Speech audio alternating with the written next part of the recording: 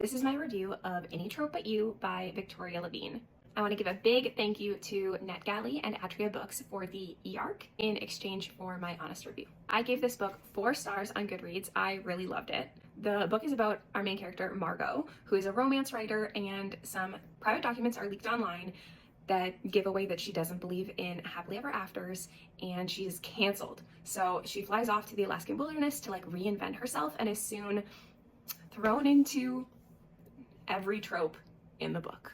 Even though the cover of this book makes it look Christmassy, it's not. It's just set in Alaska for the most part. It's cozy, maybe a little bit wintry, but definitely not Christmassy. I finished the book mid-March, so it was still pretty cold up here in Canada, so it felt like a good time to read it. The book itself is actually really funny. I didn't expect that. Contemporary romance, there's gonna be a couple little things, but it was funny. Our main character, Margot, she's got great humor. So reading from her point of view was enjoyable. She's got a sister who is absolutely hilarious, made me laugh multiple times. And the banter between our two main characters is flirty and funny.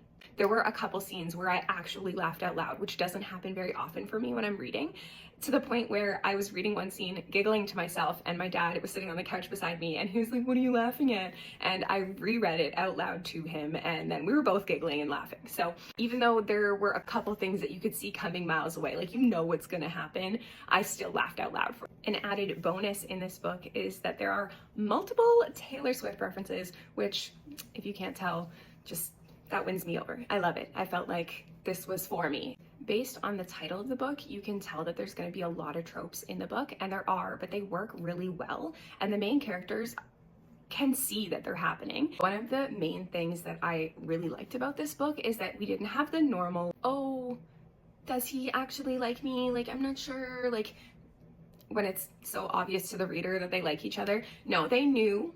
The characters knew there's attraction between them, but they both got their own reasons why they don't want to be together. So they're fighting against the tropes, they're fighting against their own attraction, but there's no annoyance that you get with a main character when you're like, open your eyes, you like each other. That's not there.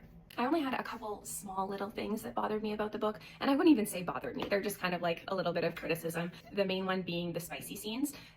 They're there, there's spice in this book, but it felt almost a little bit rushed. Not oh, they didn't put any thought into it. It's just that multiple things are going on in the spicy scenes, but it took a short amount of page to get through it. So that's what I mean by rushed. It could have been maybe a little more detailed. I don't know. I'm not a writer. I don't know how to fix that, but it seemed to jump quickly through it is what I mean. Overall, I really love this book. I loved it, and I'll pick up anything else by this author going forward. I believe this is her debut novel. So it's out today. If you're interested, if it sounds good to you, check it out.